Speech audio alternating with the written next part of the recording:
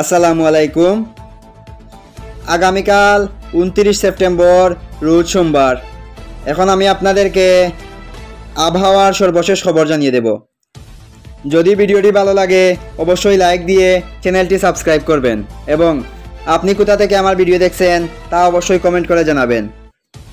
দেশের প্রায় সব বিভাগের দু এক জায়গায় হালকা থেকে মাঝারি ধরনের বৃষ্টির আভাস দিয়েছে বাংলাদেশ আবহাওয়া অধিদপ্তর।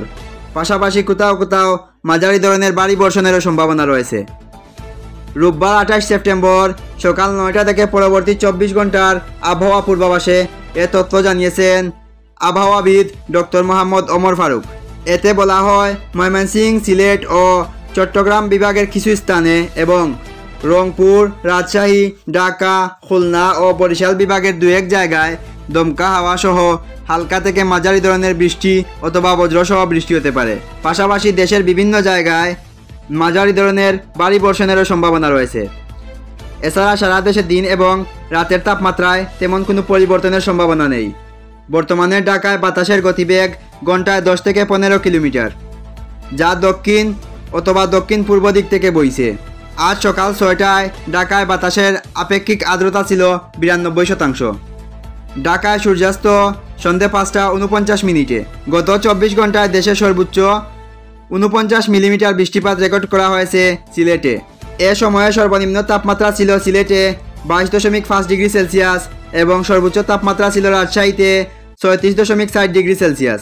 সামগ্রিক আবহাওয়া পরিস্থিতিতে বলা হয়, দক্ষিণ উড়িষ্যা ও তৎসংলগ্ন এলাকায় অবস্থানরত স্থল নিম্নচাপটি পশ্চিম উত্তর পশ্চিম দিক থেকে অগ্রসর হয়ে দুর্বল হয়ে পড়েছে এবং বর্তমানে মহারাষ্ট্র ও পার্শ্ববর্তী এলাকায় সুস্পষ্ট লঘুচাপ আকারে অবস্থান করছে। এটি আরও পশ্চিম উত্তর পশ্চিম দিকে সরে গিয়ে ক্রমান্বয়ে গুরুত্বহীন হয়ে পড়তে পারে।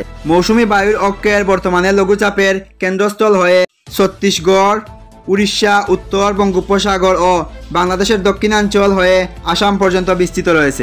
অপেক্ষাকৃত দুর্বল ও উত্তর বঙ্গোপসাগরে মাঝারি অবস্থায় রয়েছে। আগামী 1 অক্টোবরের দিকে উত্তর বঙ্গোপসাগর ও তৎসংলগ্ন এলাকায় নতুন একটি লঘুচাপ সৃষ্টি হওয়ার সম্ভাবনা রয়েছে।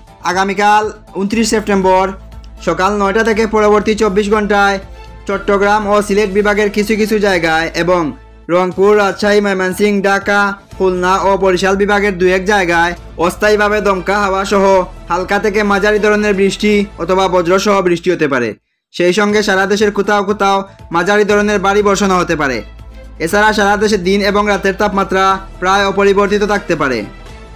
আগামী মঙ্গলবার 30 সেপ্টেম্বর সকাল 9টা থেকে পরবর্তী 24 ঘন্টায় ময়মনসিংহ, ঢাকা, চট্টগ্রাম ও সিলেট বিভাগের অনেক জায়গায় এবং রংপুর, রাজশাহী, খুলনা ও বরিশাল বিভাগের দু এক জায়গায় অস্থায়ীভাবে দমকা হাওয়া সহ হালকা থেকে মাঝারি ধরনের বৃষ্টি অথবা বজ্রসহ বৃষ্টি হতে পারে। সেই সঙ্গে সারা দেশের কোথাও কোথাও মাঝারি ধরনের ভারী বর্ষণও হতে পারে। এছাড়া সারা দেশে দিন এবং রাতের তাপমাত্রা প্রায় অপরিবর্তিত থাকতে পারে। এই ছিল আবহাওয়ার সর্বশেষ খবর। পরবর্তী তথ্য পাওয়া মাত্রই আপনাদের জানিয়ে দেওয়া হবে। ধন্যবাদ। আল্লাহ হাফেজ।